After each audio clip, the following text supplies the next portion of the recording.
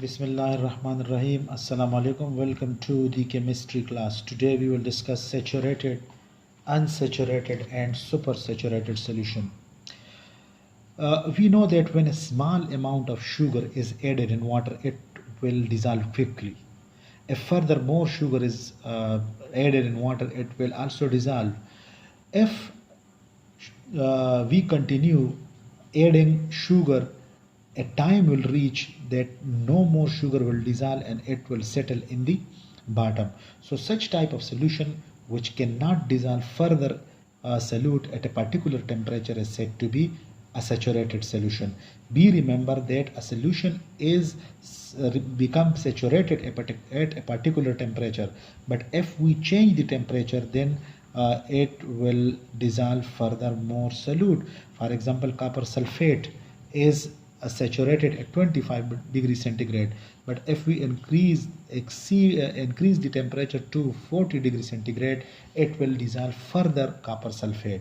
So there should be, for a solution to be saturated, the temperature is particularly kept constant. A solution may be saturated at 25 degrees centigrade, but it may not be saturated at 40 degrees centigrade. An unsaturated solution, a solution which can dissolve further solute at a particular temperature. For example, if we add a little amount of sugar in water, it will dissolve. Now this solution has the ability to dissolve further sugar. So such solution in which more solute can be dissolved is said to be an unsaturated solution.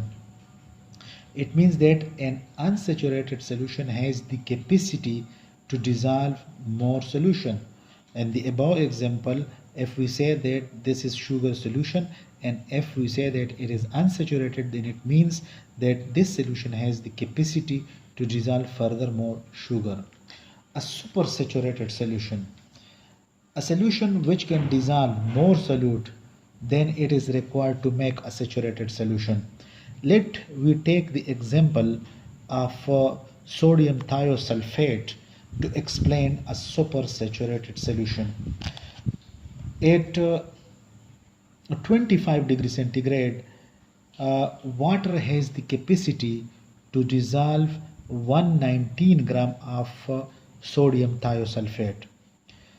At 100 degrees centigrade, water and 100 gram of water can dissolve 170 grams of sodium thiosulfate. Let we dissolve 170 gram of sodium thiosulfate in 100 gram of water. Now this solution is saturated at 100 degrees centigrade. Now carefully cool the solution to 25 degrees centigrade under tap water. We take this solution which is saturated at 100 degrees centigrade. At that time 170 gram of sodium thiosulfate has been dissolved in 100 gram of water. Now the temperature of the solution is 100, but if we carefully cool the solution under tap water, then the temperature drops to 25 degrees centigrade to room temperature, but still 170 gram of sodium thiosulfate has been remained dissolved in 100 gram of water. So we know that at 25 degrees centigrade the capacity of sodium thiosulfate to dissolve in 100 gram of water is 119, but now at 25 degrees centigrade 170 gram of sodium thiosulfate has been dissolved in 100 gram of water.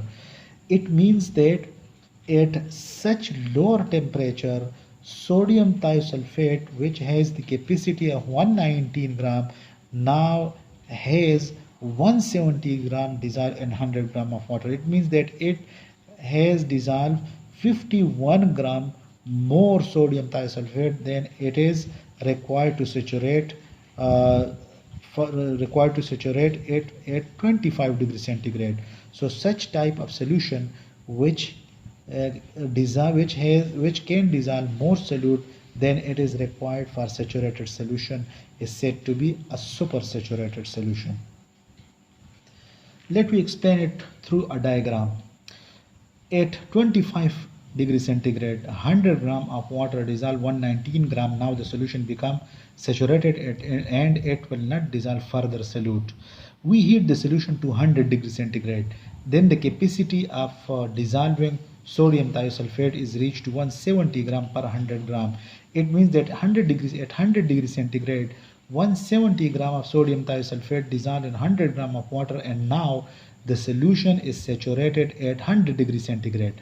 Now cool this solution slowly without interruption till 25 degrees centigrade without shaking under tap water.